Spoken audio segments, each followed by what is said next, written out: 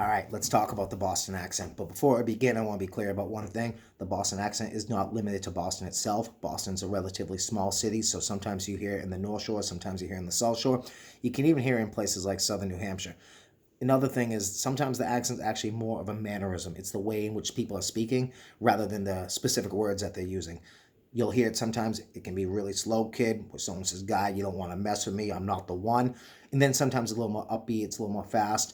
And over the past 30 years, as families have been moving out of Boston, as Boston has become a lot more expensive, you're actually hearing the accent slowly dying out. Even someone like me, my mother, my sister, older relatives have a much thicker Boston accent. I feel like mine has become diluted over the years for a number of factors, and there's nothing wrong with that. It's just something that you notice and something's changing.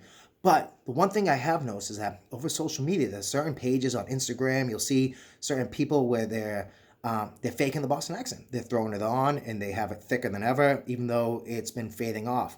You see people saying, "Oh yeah, kid, that's so hard." And I just want to be clear about something. We can tell when you're faking it.